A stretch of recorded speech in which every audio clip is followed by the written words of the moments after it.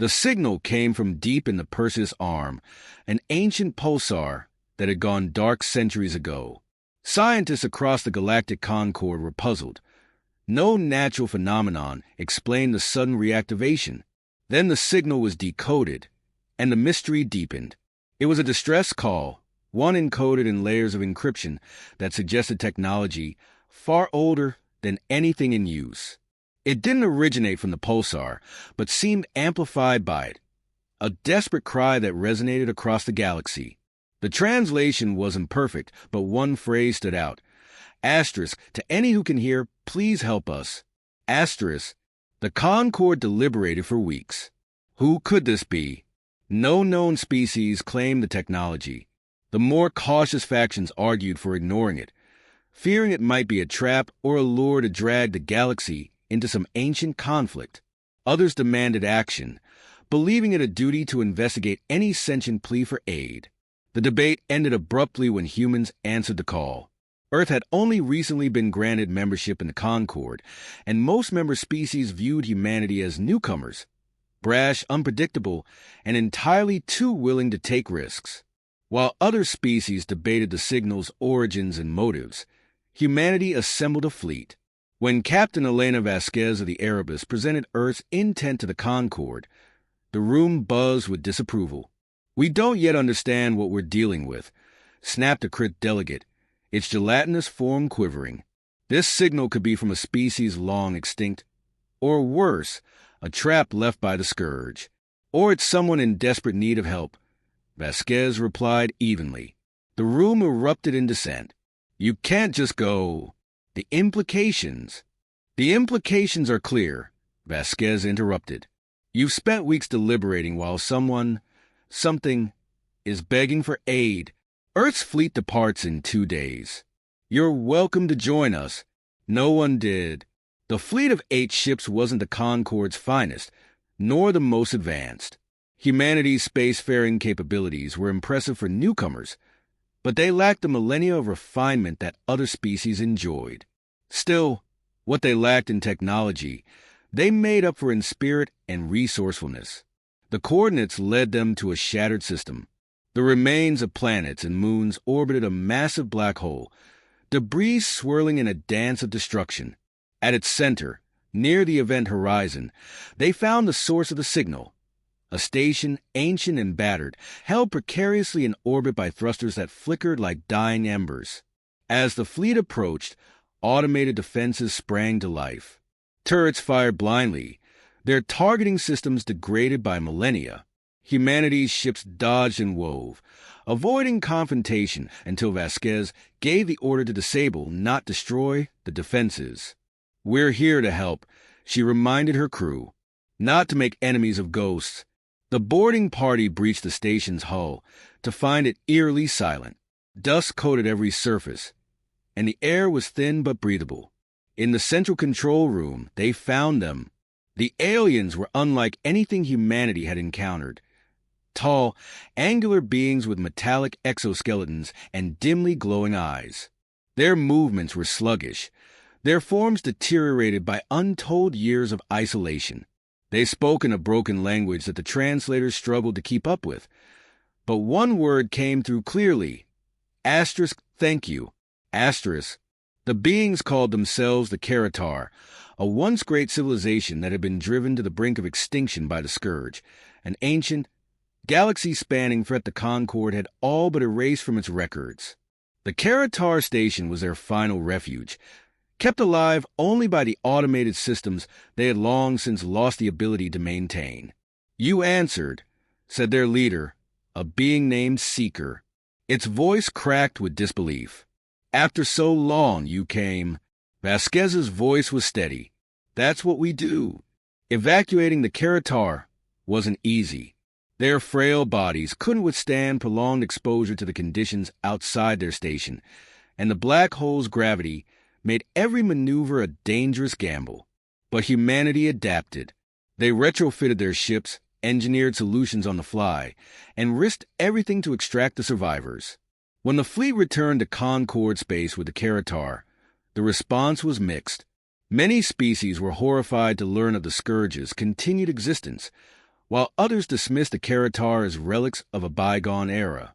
Some whispered that humanity's actions would bring ruin upon them all, but others saw something different: hope. The Karatar, though weak, carried knowledge of technologies and histories the galaxy had forgotten. They spoke of unity forged in desperation, of standing against impossible odds, a story that resonated deeply with humanity's own. And the humans themselves? They were no longer seen as newcomers. They had proven something the Concord had forgotten. Sometimes, it's not about calculating risks or debating motives. Sometimes, it's about answering the call. Far from the Concord's borders, in the darkness between galaxies, something stirred. A remnant of the Scourge, dormant for millennia, registered the Karatar's reactivation. Ancient systems came online. Long slumbering minds awoke, and a familiar directive echoed through the void. Consume, assimilate, expand. On the bridge of the Erebus, Vasquez stared at the incoming message from Concord Command.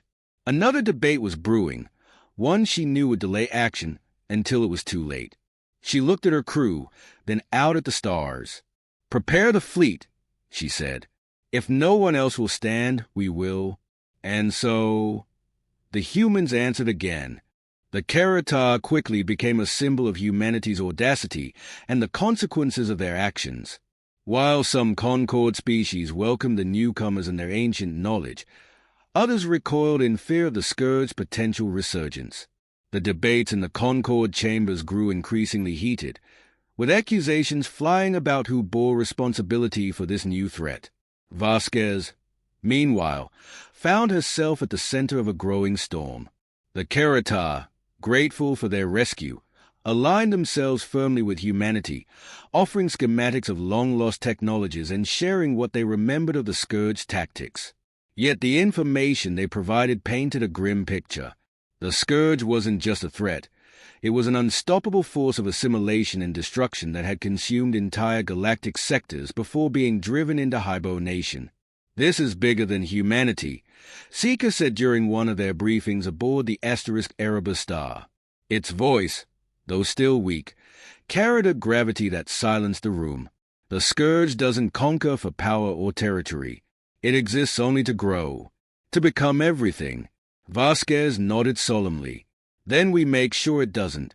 The humans didn't wait for the Concord's approval to act. They began fortifying the Karatar's fragile remnants, retrofitting their habitats and integrating them into humanity's growing fleet. Using the knowledge shared by the Karatar, Earth's engineers developed new weapons and defensive measures, tools designed not just to fight but to endure. Word of these preparations spread quickly, inspiring fear in some and admiration in others. Smaller species, often overlooked by the Concord, began reaching out to humanity, seeking protection in exchange for aid. What had started as a single rescue mission was becoming a movement, one that threatened to upset the galactic order. The Scourge's awakening was confirmed within months. Observatories on the Concord's fringes reported stars dimming unnaturally, planets going silent, and fleets disappearing without a trace. The Concord hesitated, unwilling to believe the threat could be as dire as the Karatar claimed. But humanity didn't wait for permission. ****. The first encounter with the Scourge was catastrophic. A scouting fleet, composed of human and Karatar ships, intercepted what they believed to be a Vanguard force in the Caltra's nebula. The Scourge ships were unlike anything the galaxy had seen, shifting, organic forms that absorbed incoming fire and adapted to counterattack with terrifying precision. Despite their advanced weaponry, the fleet was overwhelmed. Only a single human ship, the Horizon *, made it back to Concord space, its captain barely alive to deliver the grim report. "They're relentless," the captain rasped, her voice filled with horror. "We can't outgun them. We have to outthink them." The loss hardened humanity's resolve. Vasquez convened her war council, which now included Seeker and a growing number of alien allies. They pored over every detail of the battle, searching for weaknesses in the Scourge design. Humanity's engineers worked around the clock, developing modular weapons and adaptive armor designed to counter the Scourge's rapid evolution. But it wasn't enough to simply defend. Vasquez knew the only way to stop the Scourge was to take the fight to them. They had to strike before the Scourge fully awakened, before its swarms overwhelmed the galaxy. "We have one chance," she told her crew. "We hit them hard, we hit them fast, and we don't stop until they are gone." ****. The battle for the Typhon Rift became the defining moment of the war. Humanity's fleet, bolstered by Karatar ships and the forces of several smaller Concord species, faced off against a Scourge force twice their size. Every ship in the fleet was outfitted with experimental technologies, unproven but the best hope they had. The Scourge descended like a storm, their ships moving in eerie unison. Humanity's forces responded with chaos, a seemingly disorganized assault that masked their true strategy. Modular weapons adapted mid-battle, firing unpredictable bursts of energy that disrupted the Scourge cohesion. Karatar tactics, honed in the ancient wars, proved invaluable in countering the Scourge swarm tactics. The battle raged for days, with heavy losses on both sides. But in the end, the Scourge fleet was shattered, its remains drifting lifeless in the void. It wasn't a decisive victory. The Scourge was far from defeated, but it was a crucial blow that bought the galaxy time. ****. In the aftermath, the Concord had no choice but to acknowledge humanity's leadership. What began as skepticism turned to reluctant respect, and finally to admiration. Species that had once dismissed humans as impulsive began to see them as something more, a beacon of defiance in the face of annihilation. Seeker, now a key advisor to the fleet, addressed the Concord assembly alongside Vasquez. "The Scourge is a threat to all life," Seeker declared. "But humanity has shown us that no enemy is unbeatable. Together, we can stand against the darkness." Vasquez added, "The day we answered that distress call, we made a choice, to act when others wouldn't. That choice is what defines us. And it's the choice we'll keep making, for as long as it takes."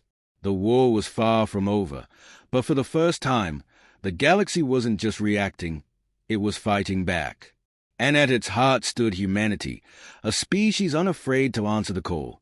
The coalition grew stronger with each passing cycle, its members uniting under a common cause that transcended species, culture, and history. Humanity's unyielding drive had sparked a shift in the galactic psyche. Where once fear of the Scourge had paralyzed the Concord, now hope and determination fueled every decision, every battle, every sacrifice. But the Scourge was adapting too. Reports filtered in from the edges of known space. Entire fleets consumed, planets left barren husks. The remnants of defeated Hive minds were no longer discarded. Instead, the Scourge reabsorbed their essence, reconfiguring their strategies and designs with alarming speed. Each victory came at a higher cost, each confrontation more brutal than the last. Vasquez knew the coalition's current tactics could only buy so much time. To truly defeat the Scourge, they needed a plan that went beyond individual battles. They needed to strike at the heart of the Scourge's existence. The Prime Hive, the central nexus that coordinated their endless hunger. The Karatar archives spoke of the Prime Hive only in whispers. It was said to reside in the Abyssal Rift, a region of space so inhospitable that no fleet had ever returned from it. The rift was a graveyard of black holes and rogue stars, its gravitational chaos making navigation nearly impossible. For the Scourge, it was the perfect stronghold. To Vasquez, it was the only target that mattered. Preparations for the assault on the Abyssal Rift consumed months. Humanity's coalition worked tirelessly, pooling resources and knowledge to create a fleet capable of surviving the journey. Experimental gravity shielding, self-repairing hulls, and advanced AI navigators were just a few of the innovations deployed. Every ship that entered the rift would need to be both a weapon and a fortress. The Karatar, driven by a deep need to see the Scourge ended, provided critical intelligence about the Prime Hive's defenses. Their guidance was invaluable, but even they could not predict what lay deep within the rift. As the fleet gathered for the final push, Vasquez addressed the coalition from the bridge of the Erebus. Her voice was calm but firm, carrying the weight of every battle fought, every life lost, and every hope pinned on their success. "We stand at the edge of the abyss," she said, her image broadcast across hundreds of ships. "Beyond this point lies a force that has devoured countless worlds, extinguished entire civilizations, and brought fear to the galaxy for millennia. But today, we are not afraid. Today, we fight not for survival, but for a future free of the Scourge.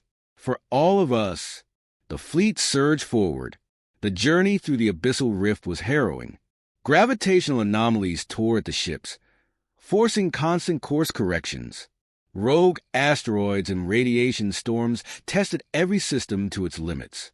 Scourge patrols emerged from the void like predators, sensing wounded prey. Their relentless attacks a grim reminder of what awaited deeper within. But the coalition endured. When the Prime Hive finally came into view, the fleet fell silent.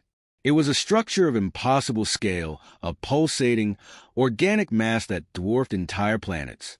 Tendrils of living matter stretched out like veins, connecting it to the debris field around it.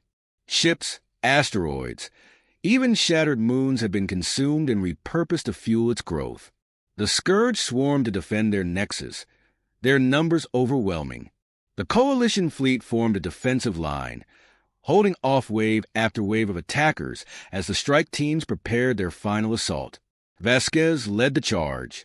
The Erebus, bristling with weaponry and shielded by cutting-edge Karatar technology, spearheaded the attack on the Prime Hive itself.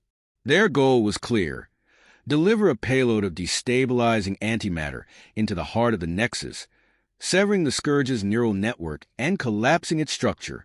The battle raged with ferocity unlike anything the galaxy had seen. Ships were torn apart in fiery explosions, their crews sacrificing everything to buy time for the strike teams. The Scourge fought with a desperation that suggested they knew what was at stake. As the Erebus broke through the final line of defenders, Vasquez and her crew prepared for their last maneuver. The antimatter payload was armed, its containment field humming with barely restrained energy. "Coordinates locked," the helmsman reported. "Engage," Vasquez ordered. The Erebus dove straight into the heart of the Prime Hive. Tendrils of organic matter lashed out, tearing at the ship's hull, but the Erebus held course. As the payload neared its target, Vasquez issued her final command: "All hands, evacuate." Escape pods launched in every direction as the Erebus plunged deeper into the Prime Hive. Vasquez stayed behind, ensuring the payload reached its mark.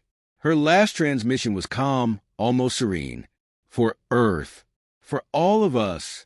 The explosion lit up the abyssal rift, a blinding flash that sent shockwaves rippling through space. The Prime Hive disintegrated, its tendrils collapsing into lifeless debris. Across the galaxy, Scourge forces faltered, their coordination shattered. The Coalition fleet limped back from the rift, battered but victorious. The Scourge threat was not entirely gone, but it was broken. Without the Prime Hive, they were no longer an unstoppable force. In the years that followed, the galaxy rebuilt. The Coalition remained intact, its members bound by the sacrifices they had shared. Humanity's role in the war became legend, their bravery and ingenuity inspiring countless generations. And though Captain Vasquez's name became synonymous with heroism, her legacy was more than her final act. It was a reminder that when the galaxy faltered, when fear threatened to consume hope, humanity had answered, and they always would. The years after the destruction of the Prime Hive were marked by a fragile yet hopeful peace. The Scourge remnants, leaderless and fragmented, retreated into the dark recesses of space. Coalition fleets continued to patrol the galactic borders, ever watchful for signs of resurgence. Each day without conflict felt like a triumph, though no one truly believed the threat was gone forever. Humanity, despite its losses, emerged as a central figure in the galaxy's new era. Their tenacity, creativity, and willingness to take decisive action had left an indelible mark. Earth became a hub for the coalition, its shipyards buzzing with activity, its universities hosting researchers and thinkers from dozens of species. The Keratar, once a forgotten race teetering on the edge of extinction, found new purpose alongside their human allies. With their expertise in ancient technologies and their first-hand experience with the Scourge, they became a cornerstone of the coalition's efforts to prepare for the future. Seeker, now a revered figure, worked tirelessly to ensure the mistakes of the past were not repeated. But peace did not come without challenges. The Concord, still reeling from its diminished influence, sought to reassert control. Many of its members resented humanity's rise, viewing their leadership as a threat to the established order. Diplomatic tensions flared as old rivalries resurfaced, threatening to fracture the unity the war had forged. Humanity, however, refused to let the coalition dissolve. They worked tirelessly to mediate disputes, leveraging their newfound respect to broker compromises and foster collaboration. Time and again, they reminded the galaxy of the shared sacrifices that had brought them together. Among those who had served in the war, the memory of Captain Vasquez burned brightest. Her sacrifice became a rallying cry for the coalition, a reminder of what was possible when beings set aside their differences for the greater good. Statues and memorials to her dotted coalition worlds, her story told in every language spoken across the stars. Yet for all the progress made, whispers persisted of something stirring in the shadows. Scouts sent to monitor Scourge territory reported strange readings, pulses of energy, flickers of movement. The Keratar warned that while the Prime Hive had been destroyed, the Scourge capacity for regeneration could not be underestimated. In the Coalition's council chambers, debates raged over how to respond. Some argued for preemptive strikes against the remnants, while others advocated for continued vigilance without provoking conflict. In the end, it was humanity that provided the answer. A fleet, smaller than the grand armadas of the war but no less determined, was assembled. Their mission was not conquest, but understanding. To study the remnants, uncover the secrets of their survival, and ensure that the mistakes of the past were not repeated. As the fleet prepared to depart, Seeker addressed the gathered coalition leaders. "Captain Vasquez taught us many things," it said, its voice steady and resolute. "But above all, she showed us the power of choice. The choice to act when others would not. The choice to stand together against the darkness. And now, we must make another choice, to face the unknown not with fear, but with courage." The fleet set out, a symbol of the galaxy's resolve. As it disappeared into the void, those left behind looked to the stars, their hearts filled with a mix of hope and trepidation. Humanity had answered the call once before. If the need arose again, they would answer still. And this time, they would not stand alone.